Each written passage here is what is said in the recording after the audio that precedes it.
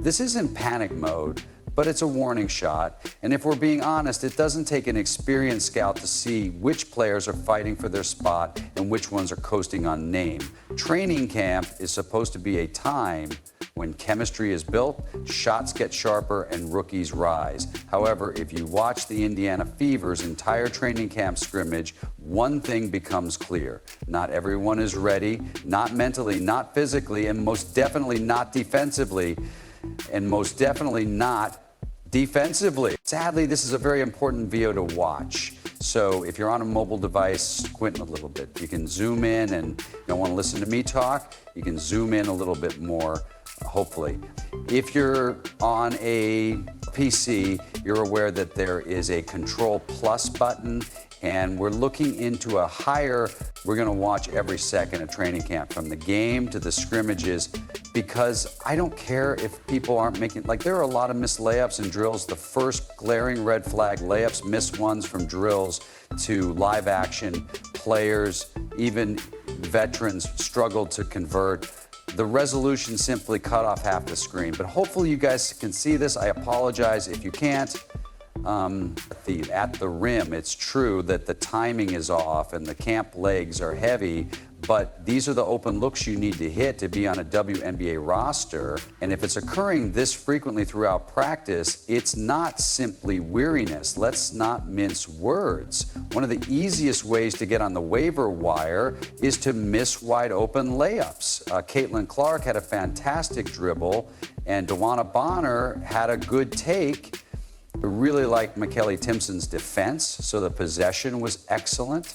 Dana Bonner's defense there, from what I've seen, Sydney Colson and Jaylen Brown might want to keep their phones on silent because they're not making the cut. Bad passes blown. Natasha Howard's poor defense left a player open, and Michael Timpson got it up top. Dantas, who threw the bad swing, did a good enough seal. Oh, and Jaylen Brown just fumbled already. Coverages without any hustle. In a league with only 12 roster places, vibes don't matter much if you're coughing up the ball and giving up buckets in a glorified scrimmage. This is a capability issue more than a chemistry issue. This league's awful defense makes it impossible to hide what occurs in actual games. Dantas is not fast enough to stop that flathead, so Kelsey Mitchell takes a step back. I'm sure why is he taking that step back? Understand that we're back to our old ways. What you want Kelsey Mitchell to do is simply burn right here. While some struggle, Dantas is not in a defensive position. Just burn her.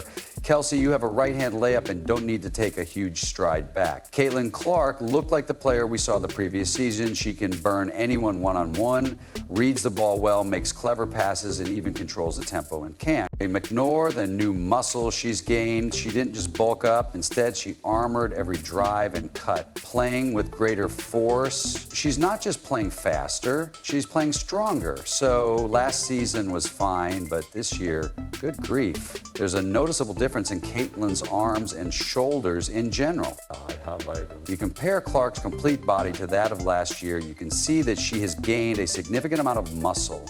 This isn't just for show, it's survival after a rookie season in which she was thrashed by defenders. Because Clark focused on durability throughout the offseason, she will be prepared to punish teams in transition immediately after a setback if the sky or wings come swinging again this season. This player remembers every foul. So perhaps when she takes a clothesline, you're wondering if the Chicago Sky games will be the same as they were the previous season, and if we can anticipate an incident during each game. For example, when the Chicago Sky play the Dallas Wings, can we anticipate an incident during that game? Of course, Jack Harrington. Yeah, so it wouldn't matter anyhow. As the new season draws near, fan favorite Caitlyn Clark joins a redesigned Fever roster and returns to the scrimmage. Bree Turner's off-ball movement is strong, her positioning is astute, and her finishing is brutal, as she missed 2 wide-open layups in quick succession. These misses aren't isolated incidents. She's always struggled at the rim, which is a weakness if the Fever want to compete with the best. I will add that Caitlyn Clark burns Avon because all the defensive hustle in the world is nothing if you can't convert 2 feet from the hoop. Ms. layups will be problematic if they occur during the season. Aim returns, but Caitlyn strikes Bree Turner again, missing another layup, and burns her again. Come on, let's discuss decision-making in relation to completion. Kelsey Mitchell occasionally made perplexing forced shots, dribbling into traffic, pause on open looks, while taking a step back early in the shot clock. Without a doubt, Mitchell is a bucket, but when she's not in the zone, she derails possessions that are no longer possible. Her talent is clear, but her judgment needs to improve because this isn't playground ball. It's win-now basketball, and that's really not what we want to see from her. She needs to make decisions more quickly once that step back occurs. As I understand she did with 20 seconds remaining in the shot clock, there is an extremely difficult layup that is too early. Considering that to be a bad offense, if Sophie Cunningham ends up as the backup point guard, it could be one of Indiana's best subtle moves of the season. In the meantime, Cunningham playing consistent minutes might be the quiet glue here. She's pushing tempo, making the extra pass, and playing within her role be what prevents this squad from disintegrating when Caitlyn is lying on the ground and the starters are resting. Oh, I would have assumed there was a foul. Bree Hall makes a good layup after Sydney Colson dribbles down the floor. There is finally a system that you can see icing, and Sophie Cunningham and Caitlyn Clark are playing a little bit of the one pushing the floor and getting it out quickly to the wing, which is what you want to see on defense. The Fever looked like they were guessing on every switch last year due to screens forcing baseline defenders to rotate on time. This year, there is a purpose, not perfection, but purpose, and that matters because the scheme can elevate average defenders or at least keep them from being exposed. Every other possession was a decent defense by Caitlyn, but they also appeared to be icing screens. I'm not sure what icing is, but it's either refusing to give you the screen where you're going to play or refusing to give you the screen where you're going to play. The difference is that you end up playing over and you kind of send them into the defender. So you can see where the defender is right now, stepping back a little bit, and you see Caitlyn. If that defender isn't there, Caitlyn's given up a layup, so it appears they're refusing the screen to prevent him from picking and popping, rolling, and let's not forget the coaching shift. This is not the chaos of 2023. Rather, it is a team attempting to become a contender, and White is at the center of that shift. The players respect her, and more importantly, they appear to understand her system, which is already a coaching victory. With the hiring of new head coach Stephanie White and an aggressive push in free agency, Indiana has already changed it. By formally revealing their training camp roster on Saturday, the Fever made a significant advancement for their club. The core crew that was responsible for last year's achievement is still present. Kelsey, Caitlyn Clark, Aaliyah Mitchell. Let's talk about the roster today, Boston and Lexi Hall. While Bree Hall is heading back on defense in the final scrimmage possession, Michelle Timpson looks like a lock, has excellent energy, and switches solidly. She competes on every play. When your contract isn't guaranteed, it's unforgivable because every coach sees your hustle, and in these camps, every representative is a resume. Delia Lane is currently making defensive laps, but this is a serious defensive lapse.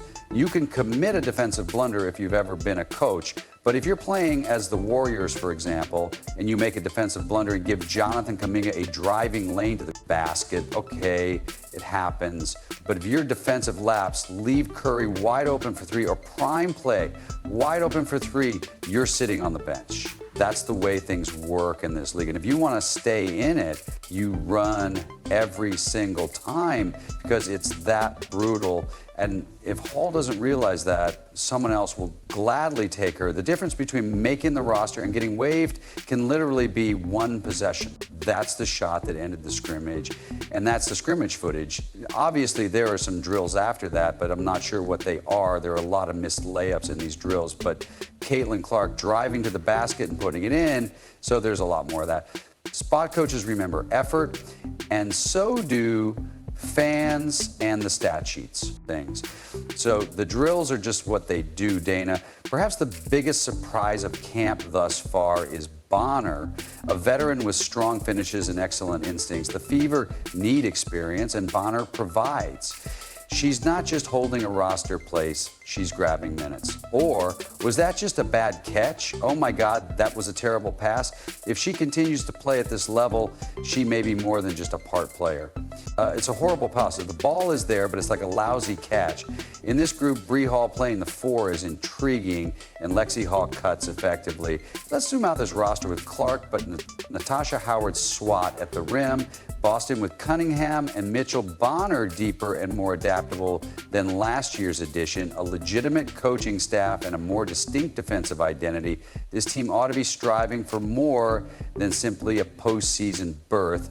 The Fever took another step ahead on Saturday by formally announcing their training camp roster, which still includes the core group that led to last year's success. The club has undergone significant change as a result of the blueprints being in place and the execution period.